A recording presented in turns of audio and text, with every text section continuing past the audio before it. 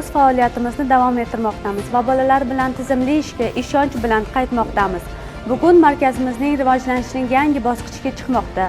Biz to'plagan tajribani saqlab qolgan holda ishimiz sifatli va qo'llanmali, sezilarli darajada oshirishni o'z oldimizga maqsad qilib qo'ymoqdamiz. Darhaqiqat, avval e'lon qilingan post jamoatchilikda katta aks sado berdi.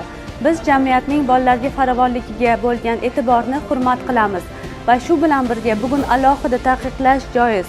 Biz o'z faoliyatimizni shtat rejimida davom ettirmoqdamiz. Yaqin istiqbolda biz dasturlarni kengaytirish, amaliyotlarni masshtablashtirish va yangi ta'lim tashabbuslarini yo'lga qo'yishni rejalashtiryapmiz. Jumladan mutaxassislar va psixologlarni o'qitishni ham. Buning uchun bizda barcha zarur shart-sharoitlar mavjud. Bizning asosiy maqsadimiz o'zgarishsiz qoladi. Bolalar uchun xavfsiz va qo'llab-quvvatlovchi muhit yaratish, ularga qiyinchiliklarni yengib o'tishda yordam berish va o'z salohiyatlarini ochishga ko'maklash. Biz oldinga intilishda davom etamiz va buni yanada keng ko'lamda amalga oshirishga tayyormiz. Bizga murojaat qilish uchun quyidagi raqamlar orqali biz bilan bog'lanishingiz mumkin.